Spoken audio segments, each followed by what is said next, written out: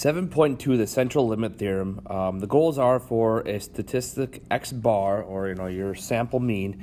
Use the mean and standard deviation to construct the theoretical sampling distribution, and use sample estimates to construct a good approximate with large numbers. To learn the statement and underlying meaning of the central limit theorem. Okay, so if you recall yesterday, what we talked about was in that big grouping of 5 fish. So there was this one kid who brought in 5 lengths of fish. You could add up those 5 lengths, divide by 5, and get an x bar. Now, if we were to take all those x bars and add them together, we could make some sort of histogram out of that. And we did. And with that histogram is that hopefully it becomes symmetrical enough so we can put it underneath the normal curve. Well, the idea is that as I take the samples, so all those x bars, so a lot of different averages, and if I were to work that out and find the average of those averages, it ends up being the population mean anyways.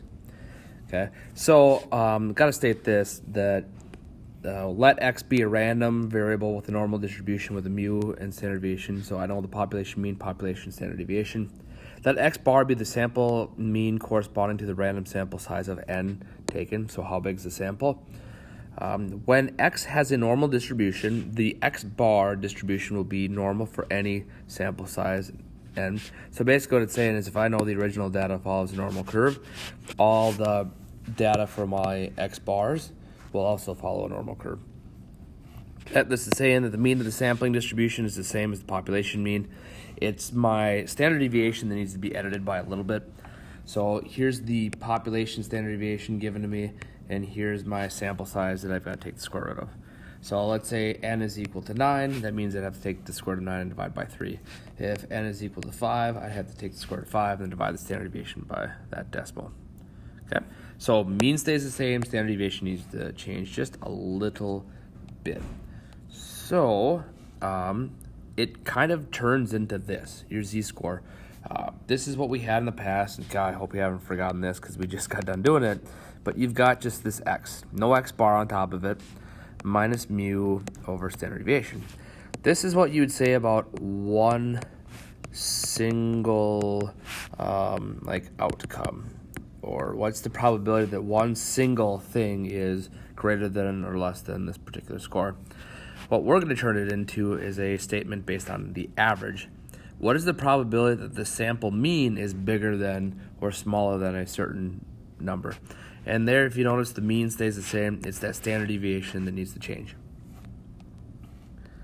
So here, let's start off with a scenario. The time it takes to drive between cities A and B, you got to commute, maybe going from Horace to West Fargo, is normally distributed with a mean of 14 and a standard deviation of 2.2. So a population mean of 14 and a standard deviation of 2.2. Find the probability of a single trip taking more than 15 minutes. And we're also going to find the probability that the average time of 9 trips is more than 15 minutes. And I'll tell you how they kind of differ and change. The first one, again, is a singular trip. So I'm just going to find my z-score like I did just a little bit ago. I'll take that 15 minus the mean, and I'm going to divide by the standard deviation of 2.2, find the z-score. That's about right there. So if I normalize that, there's 0, there's 0.45. Find the area underneath the curve, but that area is everything to the left, so go 1 minus that. So the area right here is 0.3264. So there is a 32.64% chance that this one trip will last longer than 15 minutes. Okay. The other one is talking about the average of those 9 trips. So what is the chance that x bar is longer than 15 minutes? So it kind of looked like that with probability notation. So what we're going to do is take that 15 and standardize it. So there's my x bar, here's my average, but my standard deviation had to change. There is the 2.2 from before, but now I have this 9 because my average is made up of 9 trips. So 2.2 divided by 3 is 0.73. You can hold more decimals than that if you want to. Divide that and get a z-score of 1.37. So now there's your 0, and now that 15 is 1.37 standard deviations away. Same process. Now a much bigger z-score gives you a much bigger area. Go 1 minus that because we wanted the area to the right.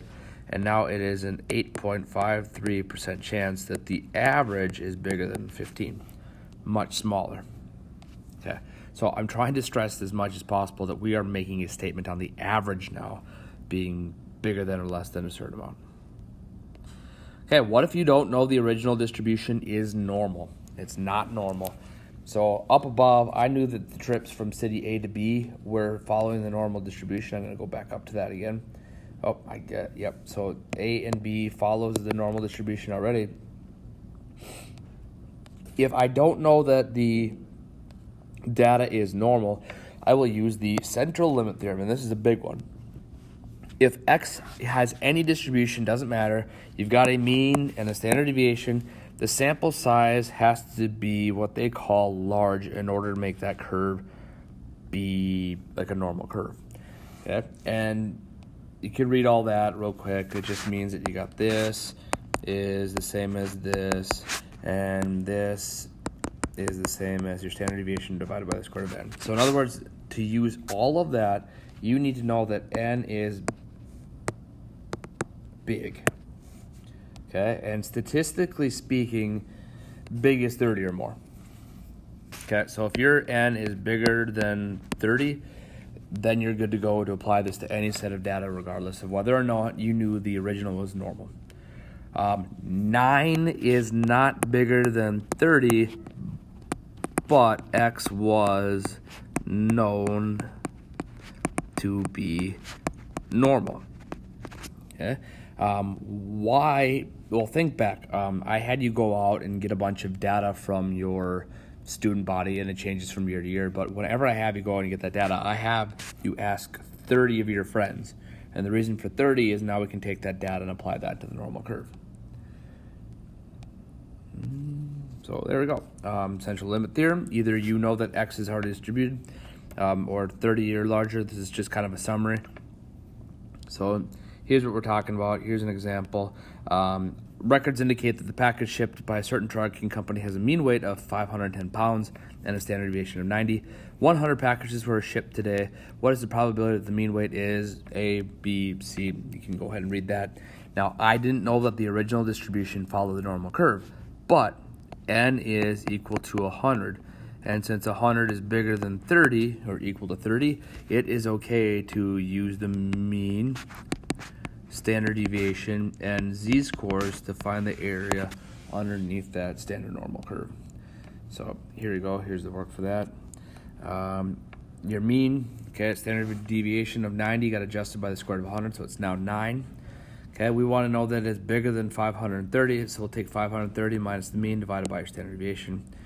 2.2, you want z's bigger than 2.2, so you're going to have to look up 2.2 in your table.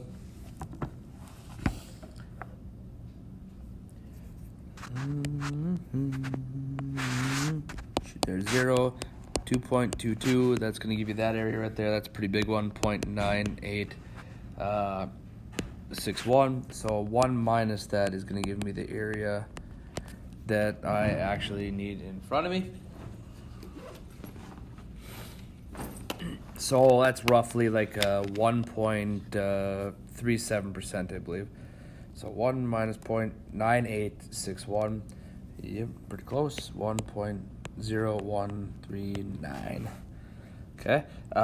Very similar idea. So here I got in between, or less than, I guess.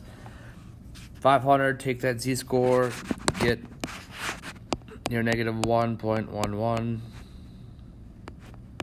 There's 0. This time you can just look up the number. I get negative 1.11 is 0.1335. Okay, and then the area between. So if you're thinking, well, Mr. Thilgis, we've done all this stuff before, that's right, you have. The only difference is you had to adjust the standard deviation, and I'm not saying anything about one particular number. I'm talking about the average falling between these two numbers. So there's the z-score work. Calculate those out. Okay, there's negative 1.67. There's maybe 0.56. I want the area in between. 0.56. 71.23. Negative 1.67.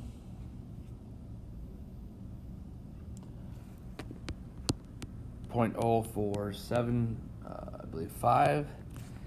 0.7123 minus that other area, 0.0475, and you get 0.6648.